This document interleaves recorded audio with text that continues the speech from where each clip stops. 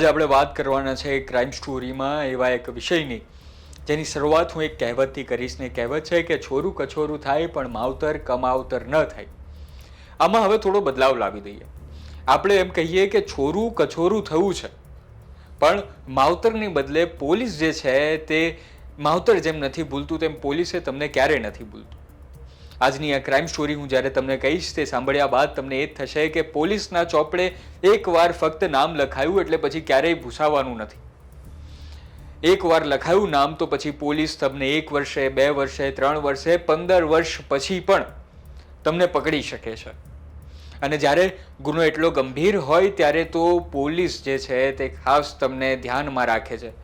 પછી તમે કોલકાતામાં છુપાઓ કે મુંબઈમાં, ભલે તમે વેશ પલટો કરી લીધો હોય તો પણ તમારી એકમાત્ર ભૂલ તમને પોલીસને પંજાથી દૂર જે તમે રહેલા છો તેની નજીક લાવી દેશે, તમને જેલના સળિયા પાછળ ધકેલી દેશે.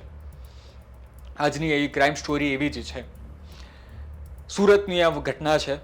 સુરતના રાંદેર વિસ્તારમાં આજથી 15 વર્ષ પહેલા 2011માં એ ઘટના બને છે.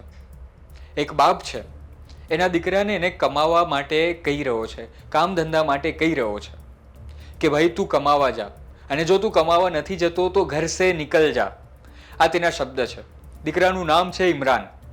અને તેણે ગુસ્સામાં આવીને જ્યારે એના બાપે એવું કીધું કે ઘર સે નિકલ જા એવું કહ્યું એટલે ગુસ્સામાં આવીને તેણે સવારના 5 થી 6 વાગ્યાની વચ્ચે ઘરમાં રહેલો ચીપિયાથી તેના બાપ પર હુમલો કર્યો. ઘરડો બાપ હતો, હુમલો ખમી શક્યો નહીં. તેના પેટમાં, પીઠમાં, ખભા પર અને ગળા પર ચીપિયાથી હુમલો કર્યો. ત્યાં જ શું થયું હશે તમને ખબર પડી જ ગઈ હશે ને. આમાં વચ્ચે તેની માં જે બચાવવા પડી હતી, ઘરમાં જે હાજર હતી તેની માં, તે બચાવવા પડી તો તેને પણ ખૂબ ગંભીર રીતે ઘાયલ કરી. અને આટલાથી તે રૂક્યો નથી. આ ઘટનાની શરૂઆત હતી. 2011માં ઇમરાને આ ઘટના કરી, પોતાના બાપને જ, આ કપાતરે પોતાના જ બાપને પતાવી નાખ્યો.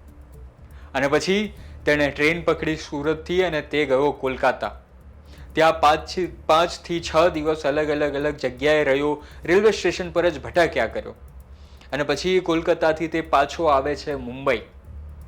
મુંબઈમાં ધારાવી.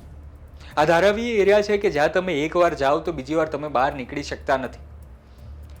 સૌથી મોટી એશિયાની સ્લમ જે કહેવાય છે તે છે ધારાવી. અને ત્યાં આ જઈને વસ્યો. આ ઇમરાન જે છે, આ કપાતર જે છે તે ધારાવીમાં જઈને છુપાયો. આટલા વર્ષો સુધી એટલે કે 14 વર્ષો સુધી તેણે કેટરિંગનું કામ કર્યું. કેટરિંગનું કામ કરતો હતો ને જીવન તેને એવું હતું કે હવે પોલીસ મને ભૂલી ચૂકી છે, મેં જે આ કુકર્મ કર્યું છે, મારા બાપને જે પતાવ્યો છે તેની સજા હવે મને ક્યારેય નહીં મળે. પણ આ તેની ભૂલ હતી. 14 વર્ષ સુધી તેણે પોતાનો જે વેશ પલટો કરીને રહ્યો હતો, છુપાઈને રહ્યો હતો. તેને એવું હતું કે પોલીસ તેને ક્યારેય પકડી શકશે નહીં, પણ એવું હતું નહીં. પોલીસની તેની પર નજર હતી જ, પણ વેટ કરી રહી હતી તેની એક ભૂલની, કે ઇમરાન એક ભૂલ કરે અને પોલીસના પંજા તેની ઉપર હશે. ને એવું થયું. અત્યારે પવિત્ર રમઝાન માસ ચાલી રહ્યો છે ને ઇમરાનને તેના વતનની યાદ આવી.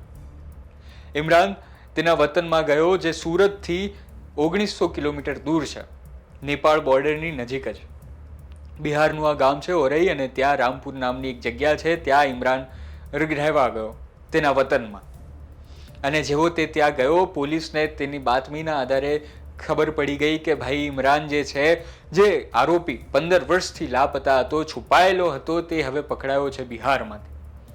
કઈ રીતે? તો કે સુરતની ક્રાઇમ બ્રાન્ચ જે છે તેને જેવી બાતમી મળી તે સીધી 2000 કિલોમીટર 1900 કિલોમીટર દૂર નેપાળની બોર્ડર પાસે ગઈ છે અને ત્યાંથી તે ઇમરાનને પકડી લાવી છે.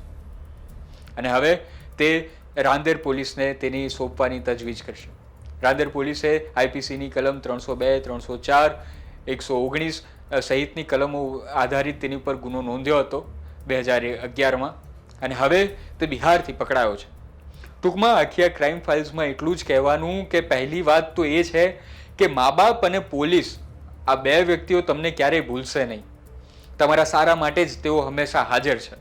અને જો તમને એવું લાગતું હોય કે તમે પોલીસથી બચી જશો, પોલીસને તમે ચકમો આપી દેશો, તો આ તમારી સૌથી મોટી ભૂલ છે. મોટાભાગના ગુનેગારો અહીં જ જે છે તે થાપ ખાઈ જતા હોય છે. 1 વર્ષ નહીં, 2 વર્ષ નહીં, 15 વર્ષ બાદ પણ પોલીસ તમને શોધી કાઢશે. તો ક્રાઇમ કરવા પહેલા આ વિચાર જરૂર કરજો. અને આ હતી ક્રાઇમ સ્ટોરી જે સુરતમાં બની હતી. ધન્યવાદ.